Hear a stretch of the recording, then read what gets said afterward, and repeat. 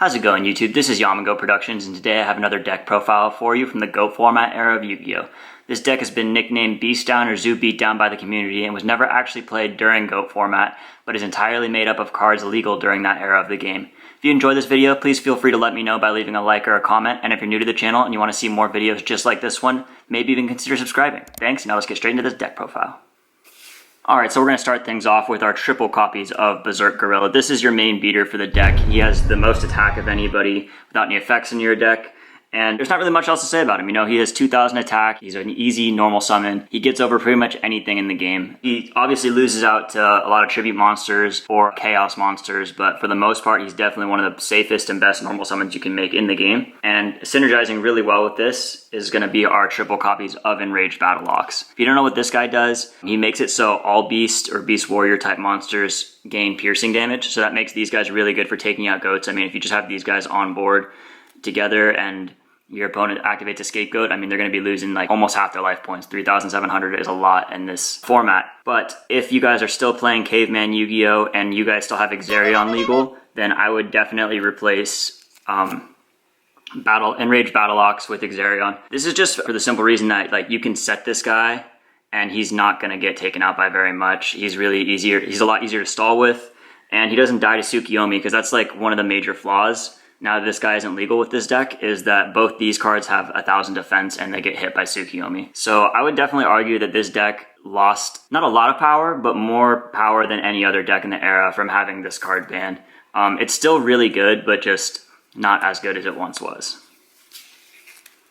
To deal with big monsters like Jinzo and Chaos Sorcerer, we're going to have 2 copies of Bazoo the Soul Eater. If you don't know what this guy does, you can remove up to 3 cards in your graveyard from play and increase its attack by 300 points. That puts him at 2,500 attack, which is enough to get over Jinzo and enough to get over Chaos Sorcerer. That's really what you mainly use him for. Other than that, you know, he is a beast, so he synergizes with Enraged Battle Ox and gets piercing damage when he's on the field, and it's just a really good way to poke for damage. I mean, this whole deck is really just based around beating down your opponent and killing them as fast as they can. It's really fun to play. After that, we run the Water Engine in this deck with 2 copies of Abyss Soldier and 1 Tribe-Infecting Virus and 1 Sinister Serpent. These guys are really important because this guy, obviously, I always say this, he's good in almost every single GOAT deck. I mean, he's just basically a free kill to anything.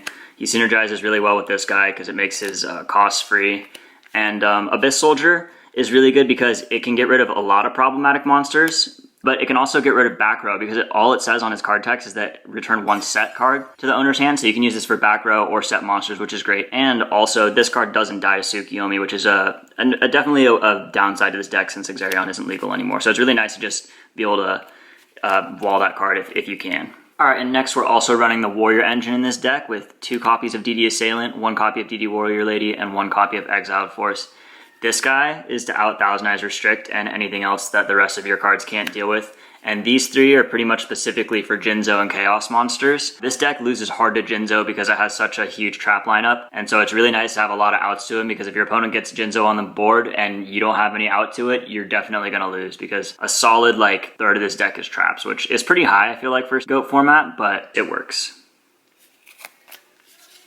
Alright, and rounding off the monsters for this deck, we have our 1 copy of Breaker the Magical Warrior. This guy, again, he's just like Tribe-Infecting Virus. He's pretty much good in every deck from this era. He pops a back row and he has 1,900 attack, which is a lot stronger than almost every card in the card pool. At least any normal summon in the card pool anyways. Yeah, there's nothing else to really say about him. You know, it's a beatdown deck. This is a card that beats your opponent down really easily, and it gets rid of back row, so yeah. One other thing you might notice is I'm actually not running a copy of Sangan. That's because not very many cards in this deck can be searched by Sangan. Really, the only one that's coming to my mind is either DD Warrior Lady or Sinister Serpent. I might have missed 1 or 2 along the way, but for the most part, I just felt like it was better to increase the traps and spells in this deck to help support your beatdown monsters. Alright, and starting the spell lineup off, we already have, you know, the Holy Trinity. These cards are pretty much good in every deck from this era. They don't need any reason to explain them. We're going to have 2 copies of Reinforcements of the Army. You run the Warrior Engine, so it's just like drawing a warrior. It makes your deck have less cards in it, so you can draw the good ones, and their outs, like I said, to Thousand Eyes, or really anything that everything else in your deck can't deal with. This card helps you out it, because it searches a card that'll out it for you.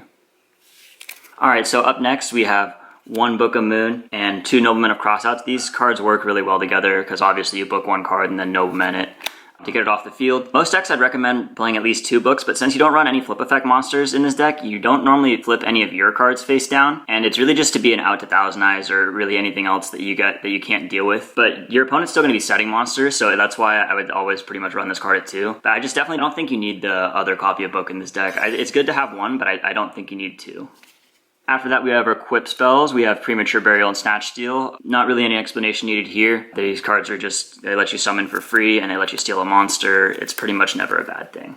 Alright, and the last 2 spells we run in this deck are going to be 1 copy of Heavy Storm and 1 copy of Mystical Space Typhoon. These are pretty self-explanatory. They're just to get rid of back row, primarily traps or sometimes spells that will just blow up your monsters. And since you're trying to attack for game most of the time with your monsters, you don't want that to happen. So that's why we have these cards in there. Alright, moving on to the traps, we're going to start with our triple copies of Trap Dustshoot. This is one of the most broken trap cards in this format of the game. It's really good. If you don't know what it does, you get to look at your opponent's hand as long as they have 4 or more cards in it, and you get to pick 1 monster and return it to the deck. It's kind of like another Delinquent Duo, and sometimes you open this and Duo and you can set your opponent back 3 cards, and it's just great. It's super hard to recover from, and I definitely think it's a really good card in this deck. After that, we have 2 copies of Compulsory Evacuation Device. This is for Thousand Eyes, Chaos monsters, and anything else that your normal monsters can't handle. It's really great to do this to a Chaos monster after they've already banished everything from their graveyard, because then they're just stuck with a card in their hand. They can't do anything with it. Thousand Eyes, like you know, obviously goes back to the Fusion deck, and it's just really good. It outs a lot of things that this deck has trouble with, and I think 2 copies is the right amount. Up next, we have 2 copies of Sakuratsu Armor. Again, I mean, this deck is really just attack unless your opponent attack you. When they attack you, you want to activate a trap. When you attack them, you want to try and damage their life. There's really no need to explain this card. It's protection, and it helps clear the board. Alright, and the last 4 cards in the deck are going to be your 1 copy of Mirror Force, your 1 copy of Ring of Destruction, your 1 copy of Call of a Haunted, and your 1 copy of Torrential Tribute. These cards, they're traps, they're great in every deck. They clear the board, they burn your opponent, and they bring monsters back from the graveyard. All 3 of those things are pretty much never bad, and these are pretty much the best 4 traps in Go format, so that's why you run them. Yeah. Alright, so I didn't put a whole side deck together for this video. I just grabbed a couple cards that are definitely mandatory that I think you should have. I don't have one of the cards with me. I think his name is Jogan. I'm not exactly sure how you say it. I think it's from LON. But basically, it prevents your opponent from special summoning. It's a great side deck card, especially against Reasoning Gate. Also, probably Anti-Spell Fragrance. That's a really good side deck card against Reasoning Gate as well. I could probably make a whole video just on side deck cards, but I just grabbed a couple just to give you some examples of things you could throw in. They're pretty obvious examples, though. You know, if you're familiar with this deck, you probably won't learn much from the side deck part of this video, but we got triple copies of Kaiku the Ghost Destroyer. This card, it just shuts down Chaos decks. It makes it so they can't remove monsters from their graveyard, and every time it does battle damage, you get to remove 2 monsters from their graveyard. Can't tell you how many times I've won against Chaos decks because of this card. I mean, it's great. It just shuts them down.